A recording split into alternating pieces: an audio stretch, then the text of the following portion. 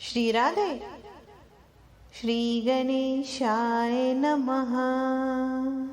और इसी के साथ अपने माघ मास महात्म्य के 19वें अध्याय में प्रवेश करते हैं। वह पांचों कन्याएं विलाप करती हुई बहुत देर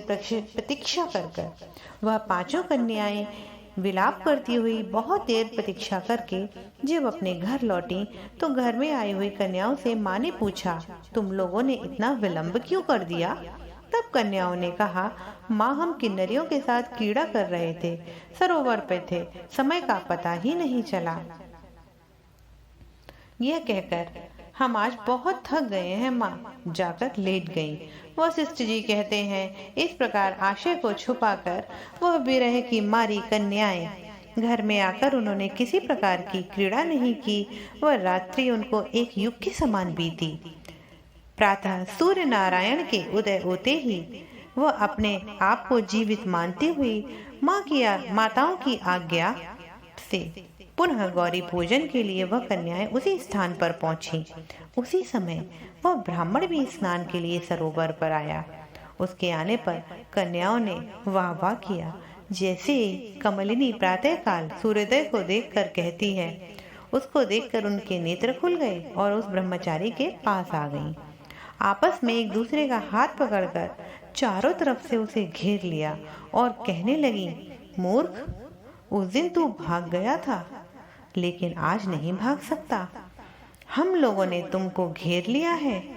ऐसे वचन सुनकर बाहुपाश में बंधे हुए ब्राह्मण ने मुस्कुराकर कहा, तुमने जो कुछ कहा वह ठीक है, परंतु मैं तो अभी विद्याभ्यास और ब्रह्मचारी हूँ। गुरुकुल में मेरा अभी विद्याभ्यास भी पूरा नहीं हुआ है। ब्राह्मण को चाहिए कि वह जिस आश्रम में रहे उसके धर्म का पालन करे। इस आश्रम में मैं अभी विवाह करना धर्म नहीं समझता। अपने व्रत का पालन करके गुरु की आज्ञा पाकर ही मैं आपसे विवाह कर सकता हूँ, उससे पहले नहीं।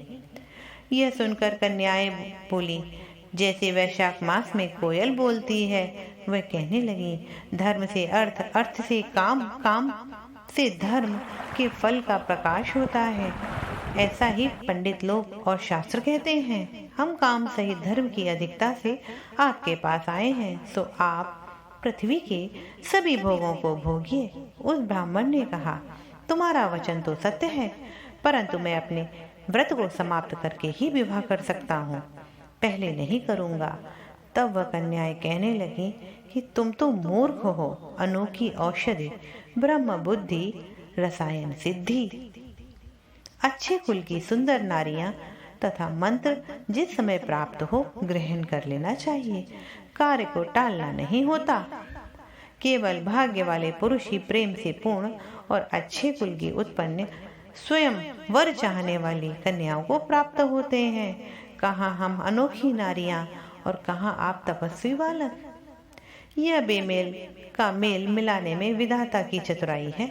इस कारण आप हम लोगों के साथ गंधर्व विवाह कर लें। उनके ऐसे वचन सुनकर धर्मात्मा ब्राह्मण ने कहा कि व्रती रहकर इस समय विवाह नहीं करूंगा।